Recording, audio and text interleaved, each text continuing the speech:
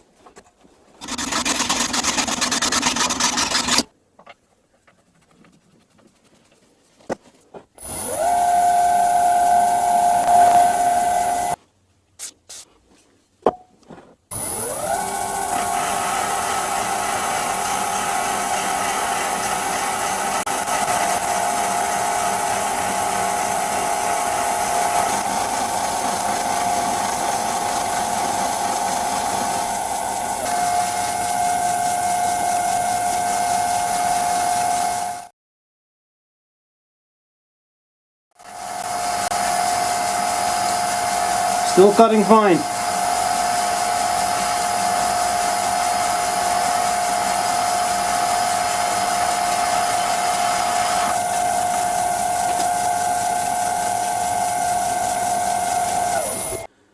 But first I'm going to shoot a bit more oil into the lathe bearings.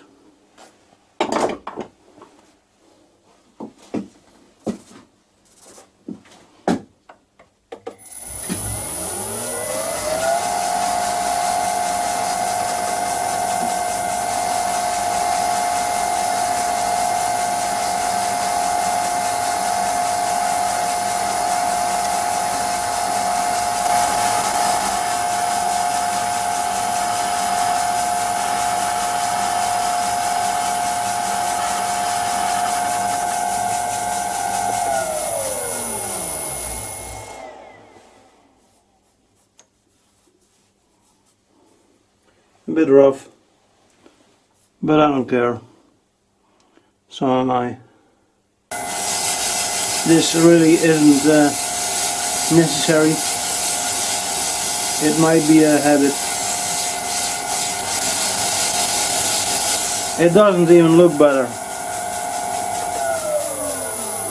Leave it. That was a waste of time. Let's install the chuck and see how much I need to turn away.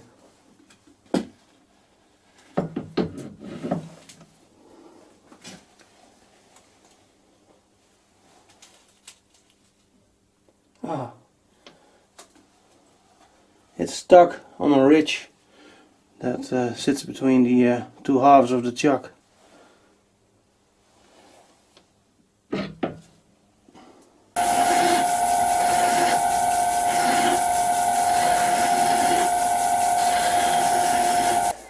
I took a measurement and it should fit.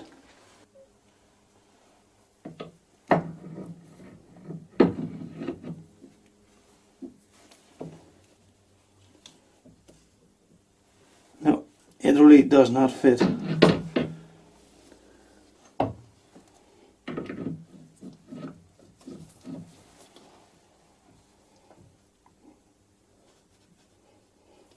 I think it's the rear of the chuck that's too narrow.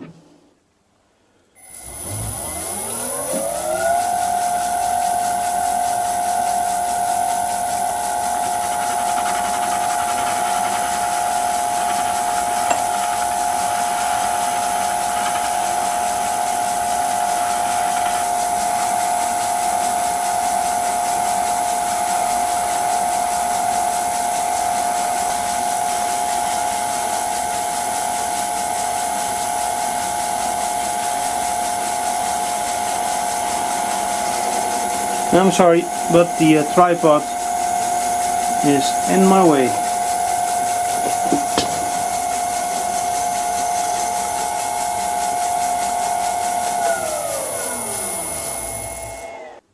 I actually removed a lot more material than needed, but I wasn't ready for another surprise. Not tonight.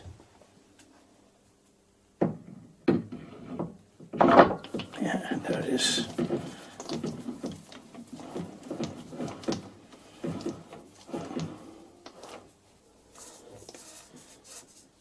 Something's wrong. I'm getting nervous.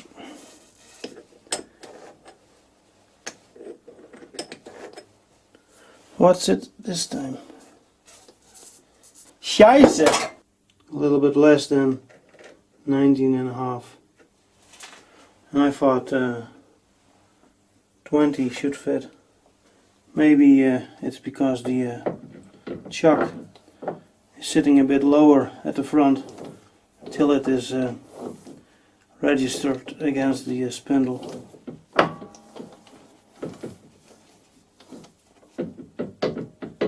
That must be it. It really should fit.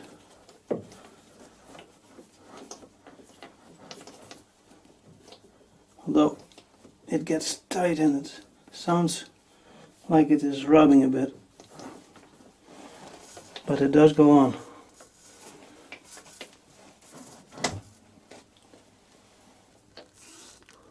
Some of this has to come off, but I might need to skim this just a hair, because it does feel and sound like it is rubbing. I don't know. I'll probably leave it like it is. No need to drag out this video any longer, and if needed I can always remove it. That definitely looks like a copy of the spindle nose thread. Not all the way around perfectly, because the chuck was sagging a bit on the front. That black marker stuff is pretty sticky.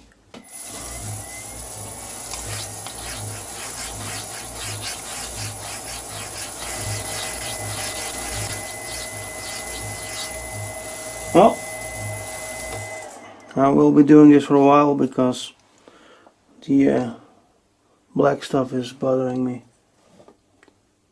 It does feel reasonably smooth, but apparently there are huge grooves filled with black marker, and I'm kinda obsessing over it.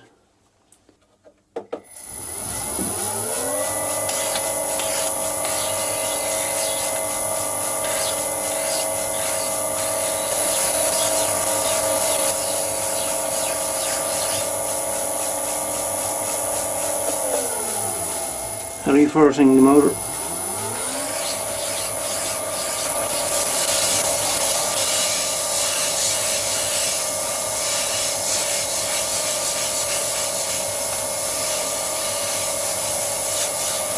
Looks like I need more emery cloth.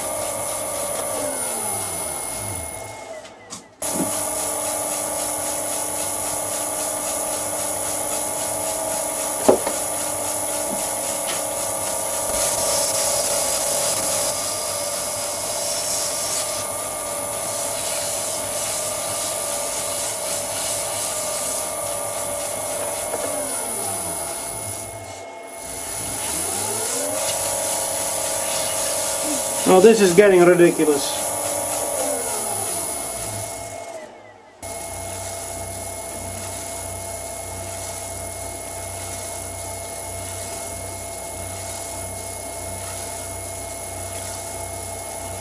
I think the black lines are gone. I can sleep peacefully now.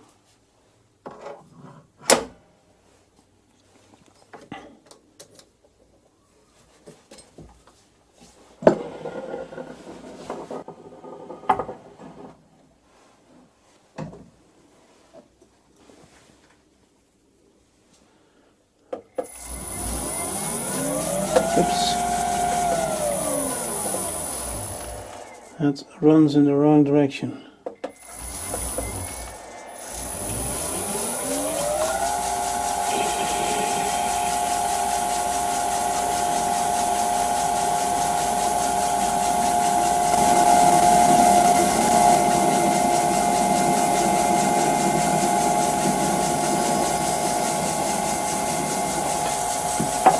That's probably deep enough.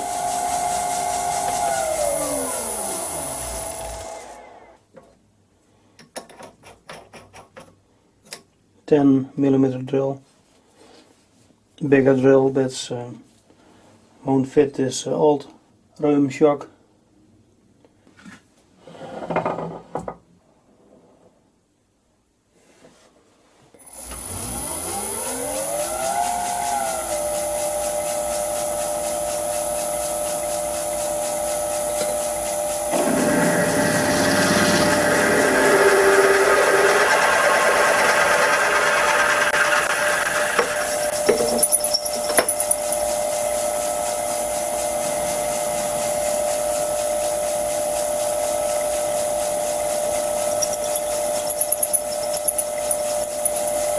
A bit warm.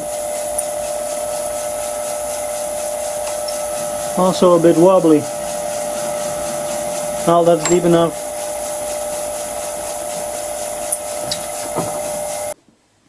This was 19.5, so the biggest drill bit I could use without making the wall too thin is probably 16 millimeters. Let's find a 16 millimeter drill bit. The last time I used this drill bit, the taper broke free. It was still sitting loose in the drill press. I stoned it and some high spots were removed. Hopefully it won't break free this time.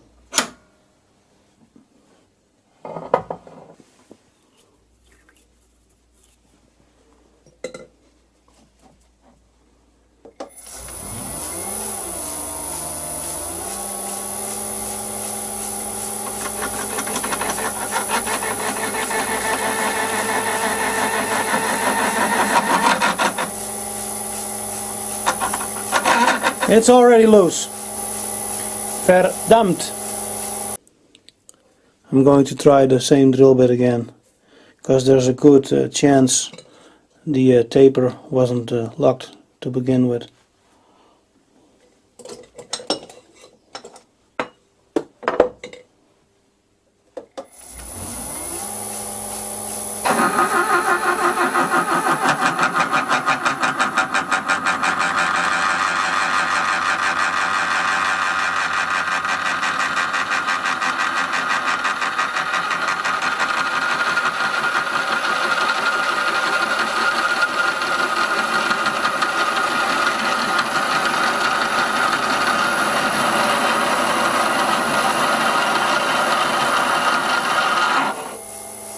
It's a noisy drill bit.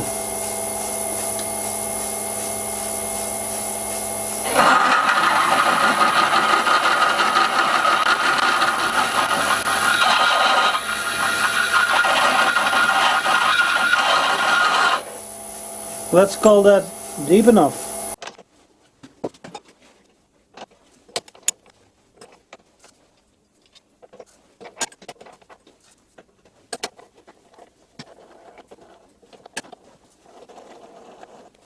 Now I have to take a bit off the front here, and I was thinking about 2 or 3 millimeters below the jaws of the chuck.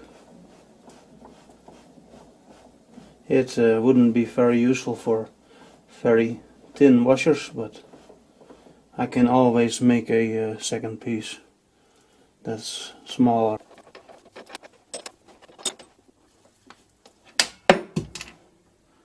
Maybe I should take them out instead of pestering the safety Nazis. Make them have a heart attack. More black stuff.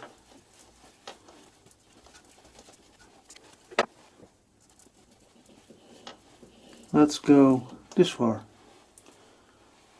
at first.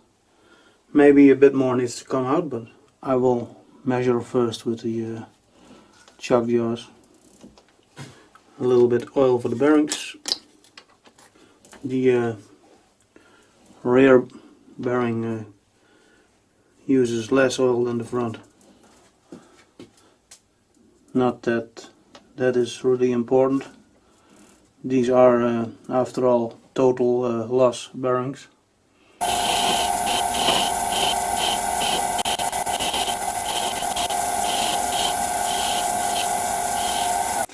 I will reinstall the jaws and see if I like it.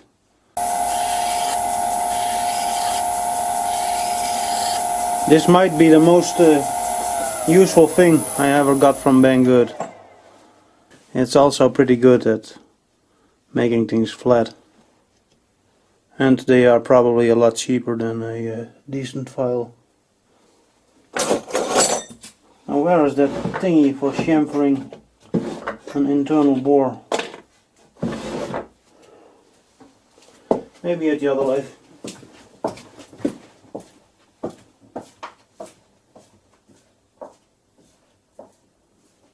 Found it! I might need to do this another time, but I won't need to record it again. 0, so that is John number 1, although in this case it really doesn't matter, but it's a habit, probably a good one.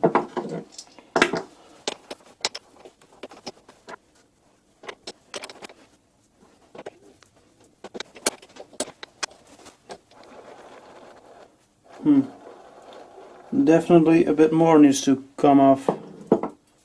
I'll mark this. There is fine. But with the jaws in the way,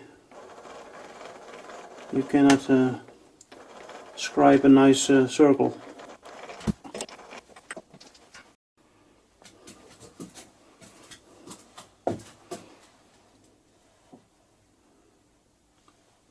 I'm not exactly sure where that line is going to be.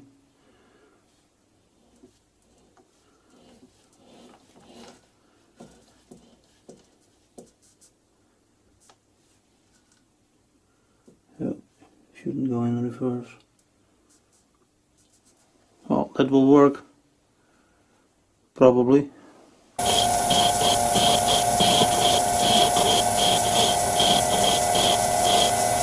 And I'm on the scribe line a little bit more.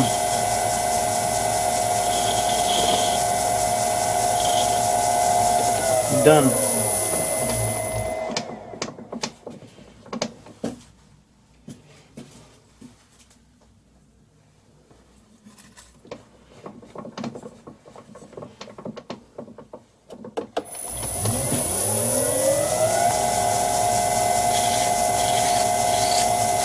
Here we go again.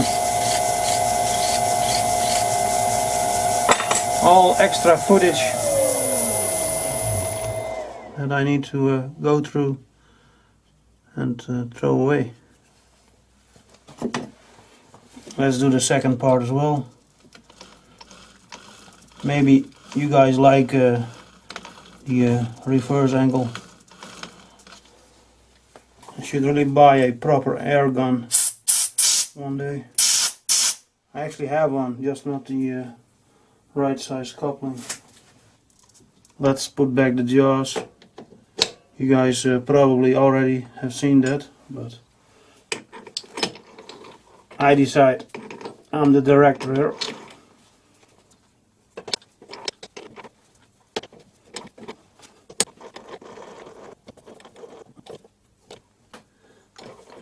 So I fucked that up. Doesn't matter.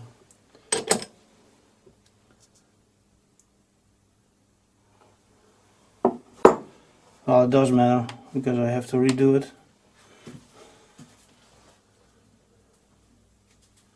But that will definitely not be in the video.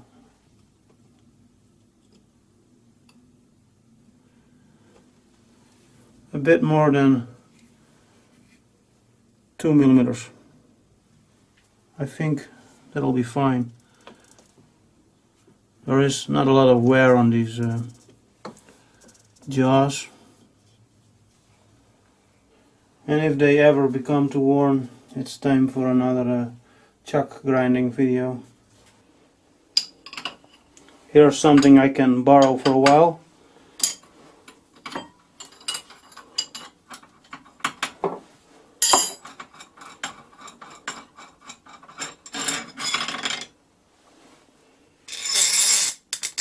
Washer, and that's pretty stuck. Got it.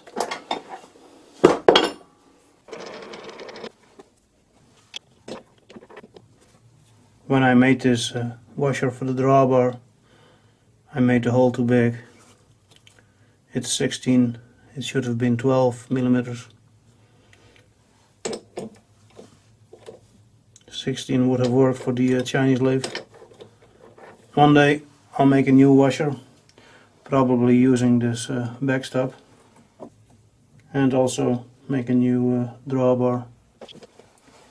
But that's not the reason why I made this thing, and I will show you. But first I will reinstall the drawbar. That will put the safety Nazis at ease. Although it's not going anywhere like this. It doesn't even fit through the throat of the chuck. But still, safety rules are getting more and more ridiculous in this world. There's no place for common sense anymore. Before I show you why I made this tool, I want to do two more small modifications.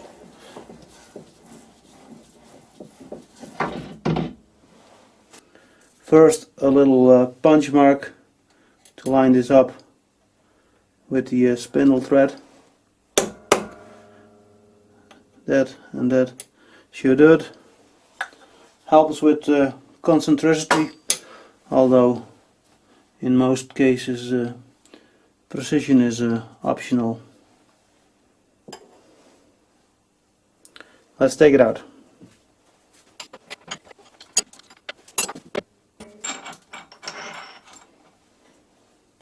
This sharp edge needs a bit of chamfering, but I'll do that off camera. The backstop is back in the spindle and still running pretty true.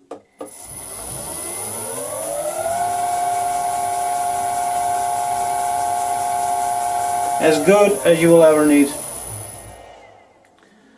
I was going to cross drill this in the drill press, but it was awkward to hold, so I will use this cross drilling contraption.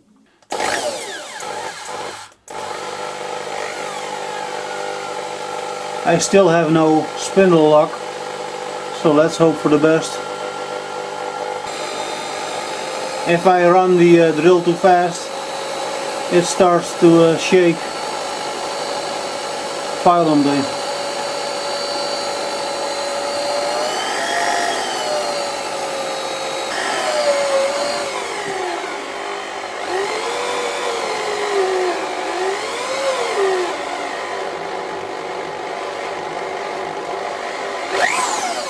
I'm a bit too small. The drill chuck is just in my line of sight. This is a 5mm drill bit.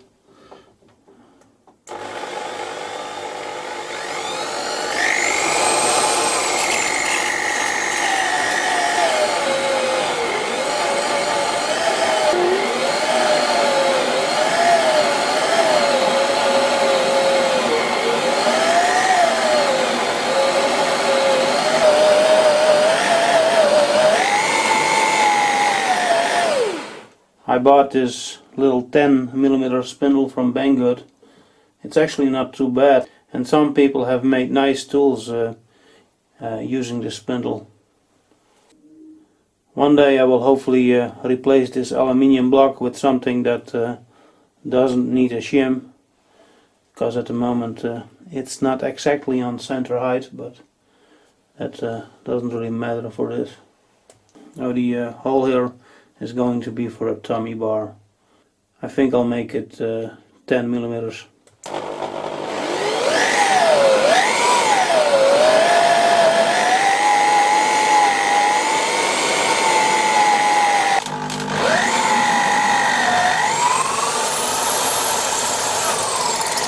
And there it is.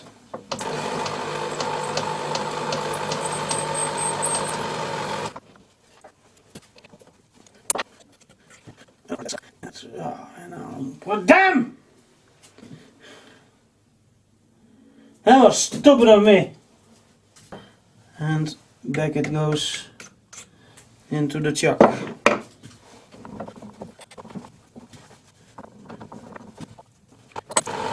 Now, no more stupidity tonight. Otherwise this video might get delayed. A stubby drill bit ground by yours truly. 8 millimeters should be enough for a Tommy bar.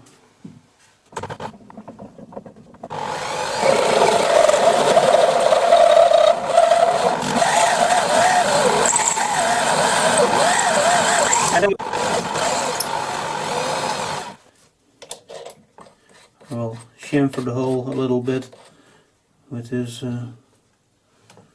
tool, pointy bit, whatever. I don't know what it's called. A chamfer tool? Would be a good name for it.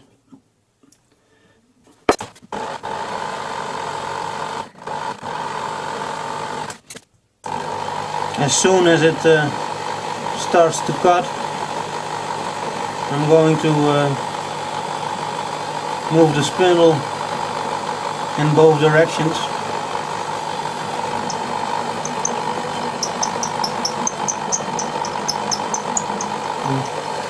Maybe that's enough.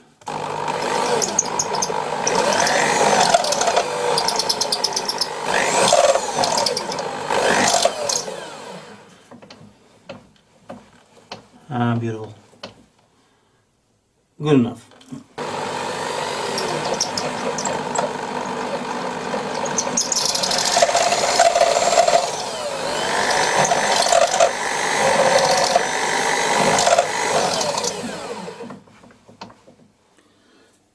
Alright, with that I'm done, and you may consider this the end of the video, but I gonna make a couple of spacers for the door hinges and maybe look at some lathe inserts, but that's because I'm curious and not really for your entertainment or whatever you would call this shit show.